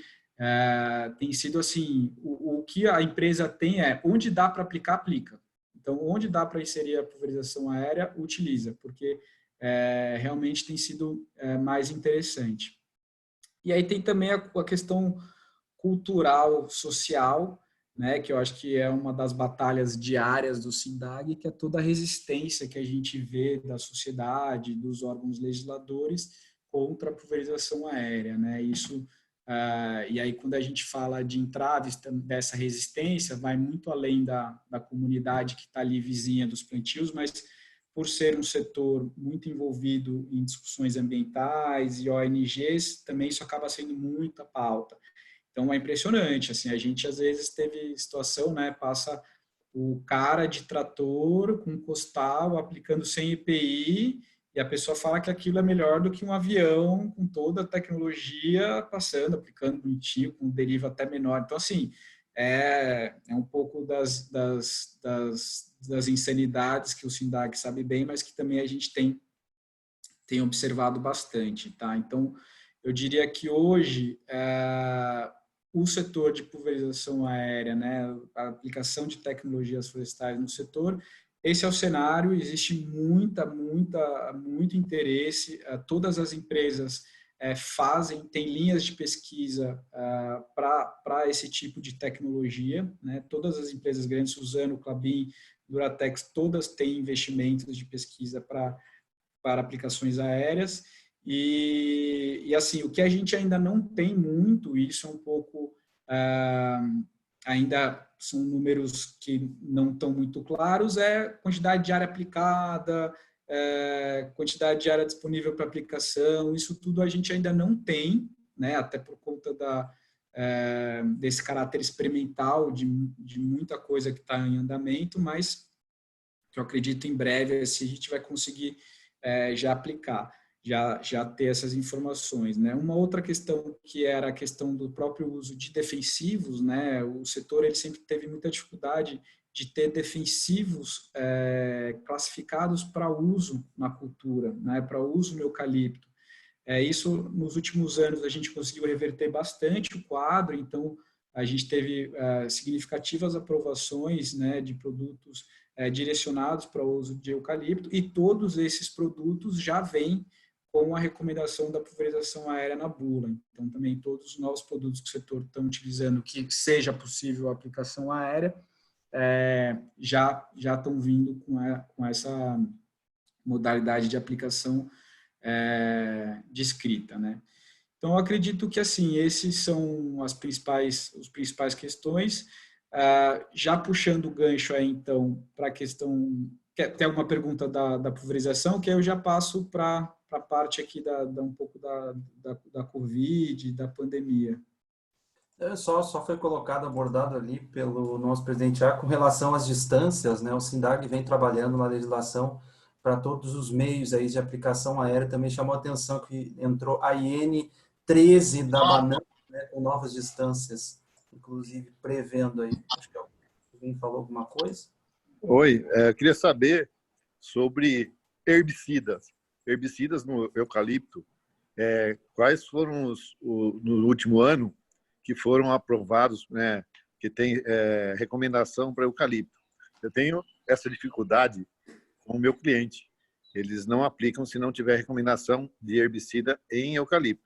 Então, a gente já consegue fazer fungicidas e outros inseticidas, mas o herbicida, a aplicação aérea, a gente não consegue fazer. Desculpa, como é o seu nome e a empresa? Ferax Aviação Agrícola. Ah, maravilha. Agora sim, só tá iPhone para mim aqui. Aí acabei não sabendo. Perfeito, obrigado. De todas as aplicações, o herbicida hoje é a que menos tem aplicação via aérea, tá? E realmente é por conta de restrição de produto, tá? Então, isso tem sido uma briga, não uma briga, mas um diálogo muito forte, né, com as empresas, com o Bayer. O setor hoje tem um diálogo muito forte com o Bayer, com a FMC, justamente porque a gente tinha muita dificuldade de liberação de produto, né? O setor mesmo utilizava produtos com moléculas muito antigas, porque não vinham produtos novos liberados para o eucalipto. Então, teve recentemente algumas aprovações, eu não vou lembrar de cabeça os nomes, depois, se quiser, eu passo para você, Júnior, isso é informação que eu consigo rapidamente, mas a gente tem, se eu não me engano, saíram duas ou três moléculas, 2 ou 3 produtos, inclusive alternativos ao glifosato, né? Que o glifosato era o que a gente acabava utilizando mais. Então, agora já tem algumas moléculas alternativas. Eu passo para o Júnior essas recomendações, mas realmente a aplicação aérea do herbicida ainda está sendo um entrave que a gente está politicamente tentando ali negociar com as empresas e ver o que a gente consegue resolver. Perfeito. Mas é uma dificuldade mesmo. E nós já estamos querendo fazer uma reunião porque roubaram. Pode fazer. Eu acho que tem alguém com o microfone aberto. Tem um áudio aí. Aí. Acabei de fechar. Maravilha. Seguimos aí. Tá. Bom, e aí na questão das perspectivas, eu trouxe aqui um outro vídeo, mas também que eu não vou passar, mas que basicamente fala um pouco da atuação do setor nesse processo, né, da pandemia. Então, o setor foi um setor que não parou, tá? As atividades, elas se mantiveram, para não dizer que não parou. Existe aí uma diferença que eu vou aqui até mostrar para vocês, ó, como que os setores se comportaram, né? Então, a parte de quando a crise começou, né, rapidamente a gente montou um comitê de crise para discutir com os associados como que isso iria acontecer, e a primeira ação institucional que a gente teve foi demonstrar a essencialidade do setor. Então, foi aquilo que eu comentei lá no começo, a dificuldade de você associar uma árvore com toda a geração de produtos que ela tem, né, diferente de quando você vê um milho que você já associa ao alimento. Então, a gente fez todo um trabalho de mostrar esse caráter da essencialidade do setor. Então, foram produzidos uma série de filmes, de releases, cartas ao presidente, cartas aos governadores, para mostrar a essencialidade do setor. Então, isso foi reconhecido, né? A gente teve, assim, alguns casos de restrição mais voltadas ao transporte de passageiro. Então, alguns municípios que o funcionário da fábrica ia entrar no fretado e aí o prefeito bloqueou o fretado, o pessoal se rebelou, não quis deixar o trabalhador ir para a indústria. Foram muito mais restrição na parte de transporte público, né? Então, o setor rapidamente ele se mobilizou, né? A governança do setor no Brasil hoje é uma governança muito forte, é muito positiva, rapidamente, uma série de protocolos de boas práticas, de distanciamento foram aplicadas nas empresas, né? Então, o que a gente viu foi que depois de, assim, 2 semanas do início da pandemia, os ambientes de trabalho, tanto no campo quanto na indústria, eles eram ambientes até mais salutar do que a comunidade onde o funcionário morava. Então, acabava que o funcionário ele estava correndo mais risco quando voltava para casa do que quando ele estava trabalhando na empresa, né? Então, desde instalações de câmeras térmicas nas entradas das fábricas, túneis de esterilização, todo um remanejamento das áreas comuns, né, de refeitório, enfim, foram uma série de práticas. Inclusive, hoje, a gente acabou compartilhando tudo que o setor executou, a gente compartilhou hoje com o governo, e o governo está usando essas práticas como protocolos de retomada aí para outros setores, né? Então, foi um setor que conseguiu se mobilizar bem, e o impacto nesse sentido, em termos de restrição, foi pouquíssimo sentido, né? Para cada segmento especificamente, então, quando a gente fala de celulose e papel, foi um setor que manteve ou até teve uma alta por conta da demanda maior de produtos relacionados à higiene pessoal e de equipamentos hospitalares. Então, foi um setor assim que manteve produção a toda. Um setor que caiu muito, obviamente, foram os setores atrelados à construção civil e ao varejo, né? Então, não por conta de restrição, mas por conta de mercado. Então, por exemplo, fábricas de laminados como a Duratex, a Eucatex, aqui em São Paulo, elas sentiram bastante, né? As vendas caíram absurdamente. O que elas fizeram foi antecipar as paradas de manutenção, né? Então, a fábrica ela faz as paradas de manutenção anuais, e o que elas fizeram foi antecipar essas paradas e implementar férias coletivas para os funcionários. Então, praticamente não houve demissão no setor, o que houve foram afastamentos provisórios e aí a execução de férias remuneradas, mas praticamente não houve demissão. E aí na parte do agronegócio e da energia, né, então o setor de biomassa para geração de energia e a biomassa para indústrias alimentícias ali, atreladas a outros setores do agropecuários, foi um setor que conseguiu se manter também, até por conta do que o agro não parou, né? Então, a produção de alimentos foi mantida, então a reação aqui foi totalmente atrelada ao mercado. E uma outra coisa também, um outro ponto interessante é que conforme as empresas foram monitorando, né, o número de casos e tal, o que a gente observou é que não houve contaminação interna em quase nenhuma empresa do setor. Então, quando vinha um funcionário que apresentava alguma suspeita, rapidamente ele já era identificado, implantavam ali um procedimento de distanciamento social, mapeavam todas as pessoas com que ele tinha tido contato, começava-se um monitoramento e rapidamente conseguia conter. Então, nos casos em que houve afastamento de pessoas suspeitas, não houve a contaminação interna para outros funcionários. Então, mostrando toda essa rapidez aí e adaptabilidade do setor, e evidenciando também que, assim, que a aplicação de boas práticas, elas estão sendo, de certa forma, satisfatórias no controle da pandemia, né? Então, e aí isso trouxe também uma responsabilidade um pouco maior das empresas, porque a partir do momento que o funcionário saía da indústria, né, saía da fábrica e voltava para casa, o risco de contaminação, a empresa já não tinha mais controle sobre aquilo. Então, foi feito todo um trabalho de conscientização, distribuição de kits, de cestas básicas, não só de alimentos, mas também de kits de sanitização, álcool gel, máscara, luva, tal, para o funcionário levar aquilo para a sua própria casa.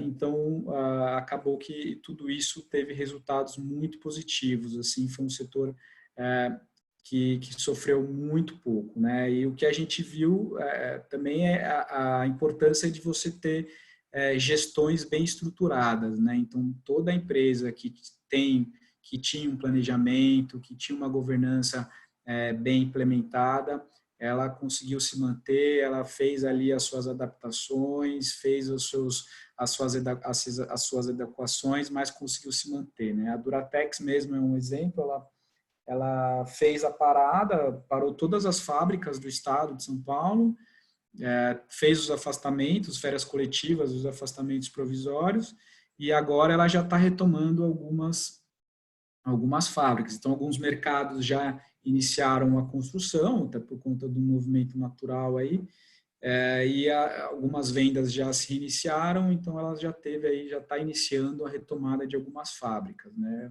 Obviamente, vamos testemunhar uma queda, um impacto, né? Isso para todo mundo, mas de forma geral foi o setor foi pouco afetado, tá? Então isso aqui, aí eu trazendo um pouco de notícias, né? Foi um setor que ajudou muito. Então, essas foram algumas notícias que saíram recentemente, né? Então, a doação de equipamentos, doação de itens hospitalares, enfim, de uma forma geral, aí, como que algumas empresas conseguiram apoiar em todos os estados, em todos os estados não, mas em 12 estados beneficiados. Então, essa imagem traduz bem, né?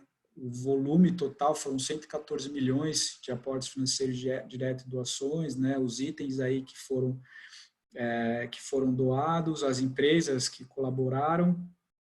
Então, foi um setor que conseguiu se manter, inclusive apoiar aí de alguma forma a situação. Alguns exemplos, né? Algumas cartilhas ali de algumas empresas que distribuíram para os funcionários, né, um trabalho de comunicação e conscientização. Isso é o mais difícil, né? O mais difícil é comunicar, transmitir para o funcionário o que a empresa está pensando e como ela acredita que deva seguir daqui em diante. Então, foi um trabalho também de comunicação bastante intenso, tanto das empresas como da nossa parte, das entidades associativas, né? Então, basicamente, do coronavírus, né, da pandemia e da parte de pulverização, acredito que era um pouco isso que eu tinha para falar. Não sei se vocês têm alguma pergunta sobre isso. Tem uma questão aqui, João. O setor, ele está, então, pelo entendimento da palestra, ele está em pleno crescimento no Brasil, né? A gente sente pelo menos isso, até pela necessidade, pela demanda. Isso é muito bom para nós. Para a aviação agrícola vai precisar de mais aviões aí para proteger as florestas, né? Agora, na tua visão, qual é o maior desafio, o principal desafio que o setor tem na questão de produtividade? E aí eu queria conectar com a aviação agrícola. A gente escuta muito que os drones, sim, eles estão entrando, helicóptero, etc., mas você acha que vai ter que aumentar muito a produtividade das lavouras ou você acha que vão ter que pegar mais áreas? Porque quando a gente fala em pegar mais áreas, você sabe que entra numa questão ambiental violenta, né? E aí tem como a aviação agrícola dar suporte para aumentar a produtividade da lavoura florestal, porque você pegar mais área no Brasil é muito difícil. Agora, aumentar a produtividade, a gente enxerga na soja aí, que com a produtividade alta eles tiram 2 sarafas por ano, antes era 1, agora eles estão querendo tirar 3, né? Então, a questão da produtividade traz esse recurso que é não tomar mais terras, né? Como é que se enxerga isso? O crescimento são os dois fatores, né? O crescimento do setor ele vai se dar por essas duas frentes principais, incremento de área e aumento de produtividade.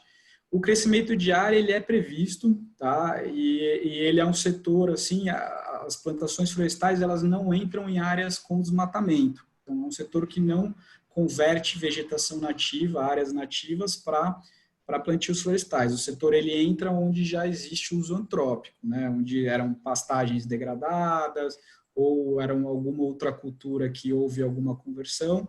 Então, e mesmo com essa mesmo com essa restrição, a disponibilidade de área ainda é grande no Brasil, principalmente quando a gente fala de áreas degradadas, né? Acho que vocês devem saber bem a quantidade de áreas degradadas no Brasil. Se a gente fizesse um trabalho de restauração dessas áreas degradadas, não precisaria desmatar mais nenhuma árvore na Amazônia para se ter novas áreas, né? Era só reformar ali o que já está degradado. E os incrementos de produtividade. O incremento de produtividade ele é uma linha muito forte de pesquisa no setor, né? Então, o incremento de produtividade ele parte desde a escolha dos sítios adequados, né? Ou seja, das configurações geográficas de localização adequadas, a escolha do material genético, né? Então, a pesquisa de melhoramento genético do setor ela é muito forte.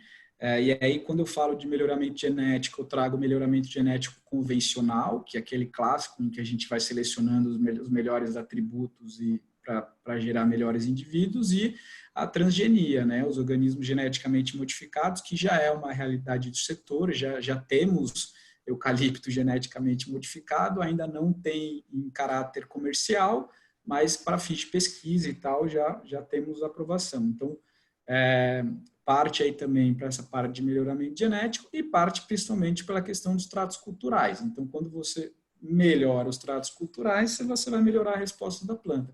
E aí a pulverização aérea tem total aderência nesse sentido. Ia falar, Júlio? Está conosco aqui também o Márcio Bonesi, que é da ProSoja do Paraná, seja muito bem-vindo. E também eu vi aqui o Dito Mário, lá da Reflore, o Dito, tá aí. A instituição do Mato Grosso do Sul, né? Exatamente. São Paulo, e o Dito Mário é lá da Reflore. Prazer. Lá da Reflore. Dito, beleza, parceirão. João, parabéns aí. E aí, Dito, abração, obrigado. Para nós aqui da minha Ele ficou bravo comigo hoje, que eu não mandei e-mail para ele, mas eu já mandei. Mas ele cobra você ao vivo, aqui para todo o Brasil ouvir. Estados que você vê que está crescendo a questão das florestas, então, eu vivo muito em Mato Grosso do Sul e São Paulo. Tem mais outro estado que se destaca para crescimento? Hoje, as principais frentes de desenvolvimento são Mato Grosso do Sul e a região do Mapito, né? Então, hoje a gente tem alguns projetos direcionados para aquela região, mas Mato Grosso do Sul é a bola da vez, e Mato Grosso também. Tem até o projeto da Euca Energy em Mato Grosso, então também trouxe aí um pouquinho mais de luz para esse estado, mas a bola da vez hoje é o estado do Dito, Mato Grosso do Sul, e são áreas muito mais adequadas à pulverização do que São Paulo, são áreas 100% mecanizáveis, por conta de relevo. E lá, diferentemente do que eu comentei da ocupação histórica que a gente teve aqui em São Paulo, do eucalipto vindo nas áreas marginais, no Mato Grosso do Sul, ele tem ocupado as melhores áreas da fazenda hoje, estão ocupadas com eucalipto. Então, você tem áreas 100% mecanizadas, em que você consegue, e grandes extensões de terra, né? Grandes extensões de terra com pouca ocupação, com pouca densidade populacional, então tudo isso conferindo ali toda aquela característica mais positiva para a aplicação. Então, são esses dois vetores, né, o aumento de produtividade e o aumento de área, eles vão caminhar junto, e sem dúvida eu enxergo a aplicação das tecnologias aéreas e em específico a pulverização como parte desse processo aí para os ganhos de produtividade. Senhores, vamos abrir o microfone se alguém deseja fazer alguma pergunta, senão a gente vai para os encaminhamentos finais aí. Fiquem à vontade. Ok. Temos alguém? Júnior, José Araújo. Por favor. João Pedro, é o seguinte, tinha duas dúvidas. Uma relacionada você falou em duas espécies, na verdade, que são as principais, eucalipto e pinos, que são utilizados nas florestas plantadas. No sul também teve muita acácia, né, no Rio Grande do Sul. Isso. Ainda tem bastante. Isso. E existe perspectiva de outras espécies serem utilizadas no Brasil? Existem pesquisas Eu me lembro que há muitos anos se falou muito na Gmelina arbórea e queria saber se isso está no radar do setor, a pesquisa de experimento de novas espécies. E uma outra questão que eu acho que não chegou a ser abordada era a questão política. O Serviço Florestal Brasileiro foi transferido ao início deste governo do Ministério do Meio Ambiente para o Ministério da Agricultura e está hoje, então, no escopo do Ministério da Agricultura, com outra visão, obviamente. E você sentiu, o setor sentiu alguma diferença? E isso tem sido, eu imagino que sim, mas tem sido positivo para o setor, o diálogo com os órgãos de fomento, o de traçado de política, de apoio às políticas de produção do setor, com essa modificação na estrutura administrativa do governo? Obrigado e parabéns pela palestra. Ótimo. Obrigado. Já vou puxar o gancho da sua segunda pergunta, então. Sim, na verdade, um dos grandes marcos políticos do setor florestal foi justamente essa migração do Ministério do Meio Ambiente para o Ministério da Agricultura. Isso aconteceu um pouco antes do setor florestal migrar, isso aconteceu por volta de 2014, 2015, quando foi publicada a política agrícola para o setor de florestas plantadas. Então, esse a gente considera aí que é o marco em que o setor deixou de ser olhado com aquele caráter ambiental que eu falei e passou a ser interpretado como uma cultura agrícola. É lógico que quando você fala de uma mudança cultural, existe aí alguns anos de inércia, então não é de um dia para a noite que a gente ainda tem bastante embate e bastante conflito por essa falta aí dessa comparação com a cultura agrícola. Então, hoje você também já teve o Código Florestal, né, que trouxe um pouco mais, conferiu um pouco mais esse caráter agrícola do setor, e o setor florestal brasileiro, que veio por último aí, né, como mais uma frente de apoio, a gente tem enxergado de uma forma muito positiva, porque historicamente o Serviço Florestal Brasileiro ele foi muito classificado ali com pesquisas voltadas à vegetação nativa, né? Então, se você falasse há 10 anos atrás do que o setor de plantações florestais para fins industriais tinha dentro do Serviço Florestal Brasileiro, eram informações bastante restritas, era um órgão que as entidades a gente não tinha um relacionamento tão próximo. E eu acho que isso mudou, eu acho que tem um processo de adequação ainda, isso vai levar, eu acredito que alguns anos, mas dos 3 anos para cá, o nosso diálogo com o Serviço Florestal Brasileiro e com o governo federal, através da Câmara Setorial de Florestas Plantadas, foi muito intensificado. Então, a gente passou a ter pautas constantes dentro do Ministério da Agricultura. E aí o Serviço Florestal ele vem como um órgão, né, uma autarquia dentro do governo para conferir dar mais aí credibilidade para o setor. Então, esse movimento político a gente considera assim como um divisor aí, como um marco muito importante na história do setor.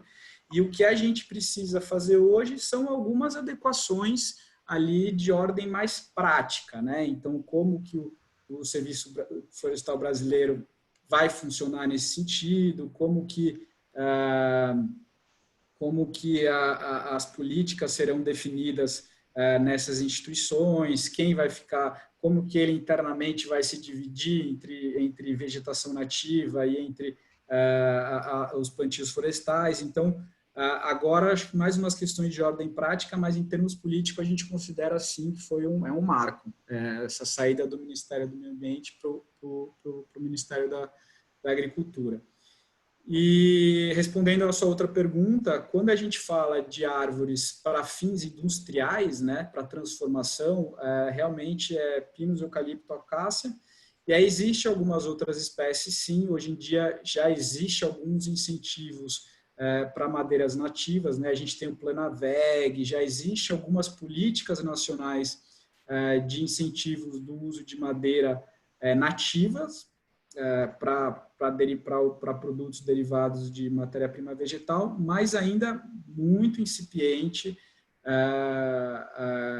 até por conta do histórico de pesquisa que você já tem, né? Então, hoje, quando você fala de pinos, quando você fala de eucaliptos, você já planta a melhor espécie, a melhor planta para aquele local, você já tem o clone, você já tem todo um entendimento, né? Você tem um crescimento muito rápido, então você tem uma produção de matéria seca ali num período de tempo relativamente curto. Então, isso acabou distanciando muito essas espécies de outras, né? Mas existe sim a discussão, mas principalmente para fins mais madeireiros, né? Aqui no estado de São Paulo a gente tem uma pequena parte, por exemplo, de cedro australiano, tal. Você tem ali um início de pesquisa nesse sentido. E o que tem de muito, que eu acho que é um fator de bastante incentivo, é todo esse apelo à economia verde e à bioeconomia, né? Então, uma vez que matérias-primas de fonte sustentável estão cada vez mais na moda e vão ser cada vez mais potencializadas, você ter a diversificação de uso, inclusive de espécies nativas para fins econômicos, né? Até para tirar aquele caráter que é uma espécie nativa, uma árvore nativa, ela tem que ficar lá protegida, ela só serve para preservação. Não, ela pode ser usada para fins econômicos, sim, mas ainda tem um gap, principalmente de pesquisa e tecnologia, bastante significativo, né? Maravilha, maravilha. Obrigado, João Pedro, pela palestra. Eu gostaria, antes de finalizar aqui, ver se o nosso diretor executivo, Gabriel Colli, quer abordar mais alguma coisa. Manifestação final, fique à vontade. Maravilha, Júnior. João Pedro, o que você falou no começo faz sentido, né? Que você disse lá, né? Que teria assunto aí para muito tempo, né? Realmente tem muita coisa, né? O que nos deixa empolgados, né, é saber que tem potencial, né, e saber, né, como o Araújo trouxe agora aqui, né, a questão institucional, política, governamental, mudança de ministério. Nosso presidente Thiago trouxe antes a instituição normativa da banana, que depois de muito tempo a gente conseguiu trabalhar para ela mexer. A tendência é mexer na 02 agora, que pode ajudar muito o setor florestal também, né? E eventualmente, né, que acredito que tem um espaço para a gente trabalhar, né, na parte executiva nossa do Sindai, com o Júnior e eu aqui, nessa articulação com você, e com o Ministério da Agricultura, eventualmente nós pensar em trabalhar uma instituição normativa específica para o setor florestal. Não, daqui a pouco existe um ambiente político, enfim, dá para discutir aí, né? Depois a gente pede uma consulta em paralelo para o Araújo, que não é mais nosso assessor parlamentar, mas ele sempre nos ajuda, né? Então a gente fica tranquilo e que as coisas vão acontecer muito bem. Mas a gente fica muito feliz que tem potencial no mercado, né? E é isso que a gente quer ver, né? Cada quarta-feira é olhar que potencial existe, sabendo das dificuldades que tem, dos desafios que tem. É isso que a gente está procurando. A gente sabe que essa pandemia pode atrapalhar está atrapalhando todo mundo, ainda vai atrapalhar muito o país, sem nenhuma dúvida disso. Mas o que a gente tem trabalhado com os nossos empresários, principalmente, é olhar o mercado, né? E o SINDAG está cumprindo esse papel de olhar o mercado. Cada apresentação dessa, a gente vai disponibilizar, vai fazer uma matéria específica, né, com pontos específicos, uma espécie de um boletim de oportunidades. Onde é que dá para aproveitar a oportunidade para a aviação agrícola para os próximos anos, né? A gente está agora com um projeto em andamento, que é o projeto Mentoria, onde cada associado está recebendo a mentoria na área de gestão e organização da empresa, justamente para pensar e planejar o futuro. Então, a gente está cruzando agora com informações de mercado para ajudar nisso, né? Porque a gente está preparando nossas empresas para o futuro, né? A gente está olhando hoje, assim como o nosso planejamento estratégico, olhando a aviação agrícola de 2025, de 2030. Sim. Onde é que a gente vai estar? É isso que a gente está trabalhando, né? Se eventualmente tiver que migrar de uma cultura para outra, que as empresas possam fazer isso da melhor forma possível, né? Sabendo das dificuldades que tem. E nesse meio, né, essa matriz de coisas necessárias, onde tem que arrumar a legislação, onde é que tem que arrumar mercado, onde é que tem que organizar eventualmente políticas de financiamento, preparação da tecnologia. O setor tem muita tecnologia hoje, mas, bom, será que está preparado para atender as florestas? Né? A pergunta foi muito boa antes, né, da empresa Ferax, né, da questão dos herbicidas, né, que é um desafio, né? Então, olha como a gente tem coisas para resolver. Mas essa proximidade do SINDAG com a entidade que representa, né, tem no caso hoje aqui com a Florestar e tem as demais também, ajuda muito, né? Então, te agradecer muito, viu? Te agradecer muito, que isso nos abre um horizonte. E é isso que a gente está precisando agora, né? Falar um pouco de coisa boa, de oportunidade. Sabendo que tem problema, que tem desafio. Mas a proposta aqui é justamente olhar para o horizonte e abrir, né? Abrir o mercado e agora sim a gente tem espaço para trabalhar. Né? Serão aí 12 quartas-feiras, aqui é a terceira, né? Para o final das 12 a gente acredita que vai ter muita pulga atrás da orelha dos empresários, né? Bom, para onde que a gente vai? A gente quer mostrar um pouco de coisa boa, né? O que tem de oportunidade para ser trabalhado para o futuro. Então, obrigado, conta com a gente, espero que a gente possa trabalhar aí cada vez mais próximo, tá? Obrigado mesmo, parabéns pelo trabalho. Nossa, o conjunto de dados que você trouxe aqui hoje, eu estou impressionado, né? Estou impressionado aqui, ansioso já para sair trabalhando e pesquisando. Já anotei que pelo menos 8 ações a gente pode fazer em conjunto, né? Desde apresentar para você e para as empresas aqui que são associadas o nosso fórum científico, né? Que é para fazer pesquisa, né? A gente está montando um fundo agora de pesquisa que dá para aproximar e fazer a pesquisa da aviação nas florestas aqui dentro do nosso fórum e já apresentar e tocar isso para frente. Bom, enfim, tem muita coisa aqui que eu anotei, depois a gente trabalha em particular aqui, tá? Obrigado mesmo, excelente trabalho, ótimo. Parabéns, obrigado. Não, eu que agradeço, acho que para a gente foi uma satisfação poder compartilhar um pouco aí. Peço desculpas que eu não estava controlando o tempo, então fui falando, assim, foi bom que o Júnior aí deu a direcionada.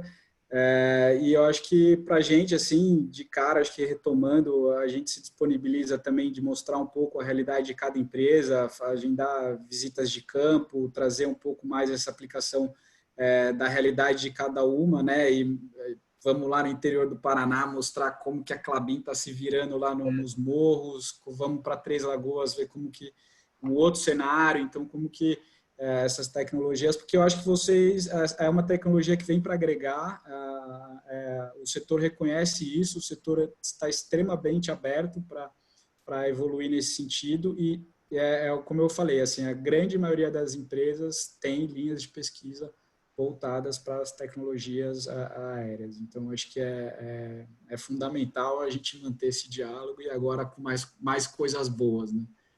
Não presencial, como anteriormente, muitas vezes nos encontramos lá na Assembleia, enfim, mas de forma virtual agora é muito mais fácil, né? Também com certeza. Tem a parte boa dessa história toda, porque realmente tem bastante coisa a melhorar.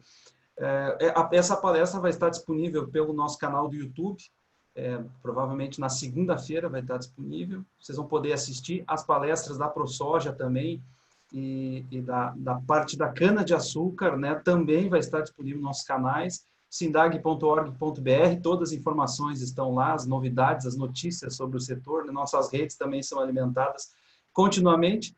E aqui conversando, acabei de receber um e-mail do governador de Minas Gerais, interessante, né, aproveitando, já dando uma notícia quente, né, que está prorrogando, nós solicitamos via SINDAG a suspensão, a prorrogação de taxas e cobranças das empresas de aviação agrícola. Ele não só está prorrogando para o final do ano, mas 30 dias após encerrar a situação de emergência. Então, se a situação se seguir para fevereiro, março do ano que vem, eles não vão cobrar nada de taxa das empresas de aviação agrícola. Primeiro estado que se manifestou, que está conectado aí à questão do Covid, recebemos agora o ofício e vamos estar encaminhando para os nossos associados. João Pedro Pacheco, muito obrigado pela sua presença aqui conosco, estamos à disposição. Um abraço a todos, uma boa noite a todos e nos encontramos em breve em outras palestras aí do SINDAG. Tchau, tchau.